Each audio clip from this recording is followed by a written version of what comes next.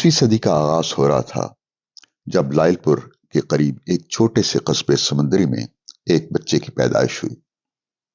माँ बाप ने उसका नाम पृथ्वीराज रखा, वही पृथ्वीराज जिसने थिएटर और फिल्म की दुनिया में एक तवील अरसे तक राज किया और जिसके खानदान ने फिल्मी दुनिया को कितने ही फनकार दिए। उसके वालिद पुलिस में थे जिनका तबादला कभी एक शहर और कभी दूसरे शहर में होता। उसके दादा तहसीलदार थे जो तहसीलदारी से रिटायर होकर समंदरी चले गए, जो जिला लाइलपुर की एक तहसील थी। पृथ्वीराज ने पहले लाइलपुर स्कूल और फिर लाइलपुर खालसा कॉलेज में तालीम हासिल की और इसके बाद पेशावर के एडवर्ड्स कॉलेज में दाखिल हो गया। लेकिन समंदरी के साथ उसका ताल्लुक उसी तरह उस्तवार रहा। उसके दोस्त और घर वाले सब समंदरी में थे। वहीं पर उसका एक दोस्त हबीब भी था जो उसका हम उम्र था। उसे कबड्डी और पहलवानी का शौक था। पृथ्वी और हबीब हमेशा मुखालिफ टीमों के कप्तान होते। कॉलेज की छुट्टियां खत्म होती तो पृथ्वीराज वापस पेशावर आ जाता। कॉलेज में गैर निसाबी सरगर्मियों पर जोर दिया जाता था। इस कॉलेज में अंग्रेजी के उस्ताद प्रोफेसर जे दयाल थे। जे दयाल ने तलबा को मॉडर्न थिएटर से मुतारफ कराया। कहते हैं कि एक उस्ताद किसी मजमून को दिलचस्प भी बना सकता है और बेजायका भी। प्रोफेसर जे दयाल ने अपने तलबा में मॉडर्न थिएटर के लिए मोहब्बत का जज्बा पैदा किया, इस हद तक कि जे दयाल के शागिर्द पृथ्वीराज ने अपनी जिंदगी का बड़ा फैसला कर लिया कि वो अपनी सारी जिंदगी थिएटर के लिए वक्फ कर देगा। और फिर ऐसा ही हुआ। हिंदुस्तान में जब भी मॉडर्न थिएटर की तारीख लिखी जाएगी तो उसमें पृथ्वीराज का नाम नुमाया होगा। पृथ्वीराज के वालिद पुलिस में थे, उनकी पोस्टिंग पेशावर में थी। पृथ्वीराज ने पेशावर के एडवर्ड्स कॉलेज से बीए की डिग्री हासिल की और फिर 1 बरस तक कानून की तालीम हासिल की। लेकिन उसके दिल में प्रोफेसर जे दयाल की थिएटर से मोहब्बत की जलाई हुई शमा अभी तक रोशन थी।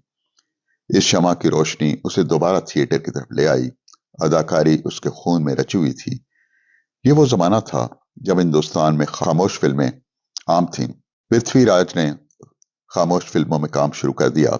इन फिल्मों में मुकालमे नहीं थे, सिर्फ अदाकारी से अपना पैगाम पहुंचाना होता था।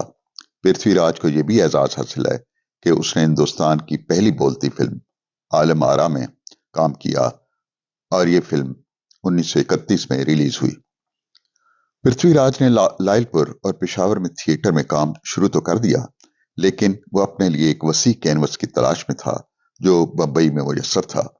मगर बम्बई जाने और वहां रहने के लिए माली वसाइल की जरूरत थी जो उसके पास नहीं थे। उसने हार न मानी।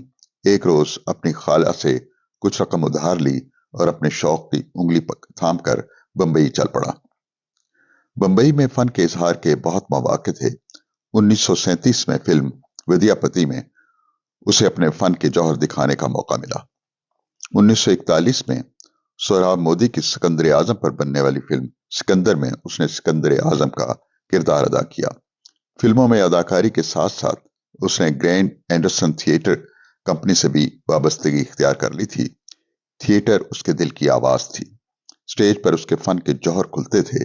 कैसे कैसे किरदार थे जो पृथ्वीराज के फन से छूकर अमर हो गए। यूं एक तवील अरसे तक पृथ्वीराज ने फिल्म और थिएटर दोनों में अपने फन के जौहर दिखाए।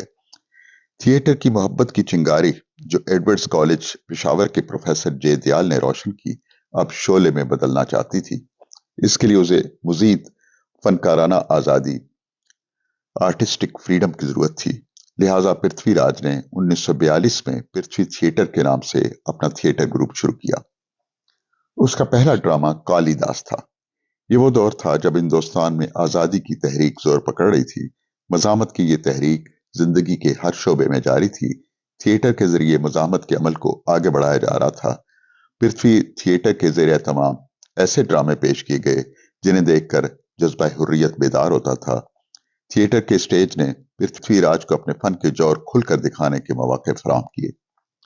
16 बरसों के दौरान पृथ्वीराज ने अनगिनत ड्रामों में मरकजी किरदार अदा किए।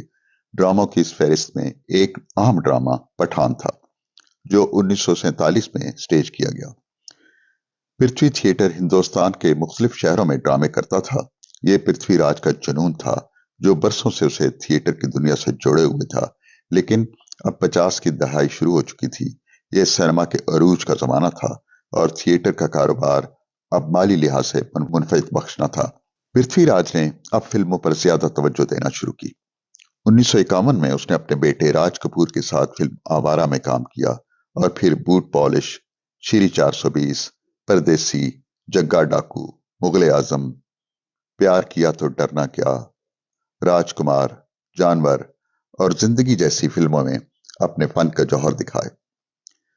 मुगले आजम में पृथ्वीराज ने शहंशाह अकबर का लाफानी किरदार अदा किया, जिस पर उसे फिल्म फेयर अवार्ड भी दिया गया। पृथ्वीराज के फन के एतराफ पर उसको भारत की हुकूमत ने सबसे बड़ा एजाज पद्म भूषण भी दिया और उसकी तस्वीर के साथ डाक का टिकट भी जारी किया। 1965 में बनने वाली फिल्म सिकंदर आजम में पृथ्वीराज ने पोरस का किरदार अदा किया। फिल्म कल, आज और कल में उसने अपने बेटे राज कपूर और पोते रणधीर कपूर के साथ काम किया। मारूफ पंजाबी फिल्म नानक नाम जहाज है और फिल्म नानक दुखिया सब संसार में भी काम किया। पृथ्वीराज सियासत में आया तो मुसलसल 8 साल राज्य सभा का रुकन रहा। पृथ्वीराज शोहरत की चकाचौंध में भी अपने मोहसिन प्रोफेसर जे दयाल को नहीं भूला था, जिन्होंने उसे मॉडर्न थिएटर से मुतारफ कराया था। रिटायरमेंट के बाद जे दयाल हिंदुस्तान के एक इलाके कंगरा देवी में रहने लगे थे। ये एक हिल स्टेशन है। कंगरा स्टेशन से उनका घर 2 मील की मुसाफत पर था। पृथ्वीराज को जब पेशावर के दिन रात याद आते तो कंगरा में प्रोफेसर जे दयाल के घर चला जाता, जहां उनका खूबसूरत 2 मंजिला घर था और जिसके बागीचे में रंग बरंग फूल और पौधे थे। दोनों बागीचे में कुर्सियों पर बैठ जाते। जे दयाल पृथ्वीराज को खामोश देखकर कहते, तुम पेशावर को मिस कर रहे हो? पृथ्वीराज इकरार में सर हिलाता और कहता, जी सर, मैं पेशावर को मिस कर रहा हूं, जहां मेरे बाप दादा ने अपना बचपन गुजारा, जहां हमारा 6 मंजिला मकान था, जिसकी 6ठी मंजिल से कला बाला हसार नजर आता था और दूसरी तरफ दर्रा खैबर के पहाड़ नजर आते थे। प्रोफेसर जे दयाल कहते, अच्छा वो शेर तो सुनाओ जो तुमने पेशावर की याद में लिखा था। इस पर पृथ्वीराज गाकर सुनाता, तड़प रहा हूं मैं मानिंदे तायरे बेपर, चमन से दूर हूं बेगाना ए बहार हूं मैं। शेर सुनाते सुनाते पृथ्वीराज की आंखों से आंसू छलक पड़ते। प्रोफेसर जे दयाल को भी पेशावर के एडवर्ड्स कॉलेज में गुजारे दिन रात याद आ जाते। यादों का एक हजूम दोनों को अपने हिसार में ले लेता और वो कितनी देर उन पहाड़ों को देखते रहते जिनकी बर्फ से अटी चोटियों से धुएं का गुबार उठ रहा होता। उनके सामने चाय रखी ठंडी हो जाती, लेकिन पृथ्वीराज और जय दयाल तस्वुर की दुनिया में यहां से दूर, बहुत दूर अपने मनमोहने शहर पेशावर के गली कूचों में घूम रहे होते।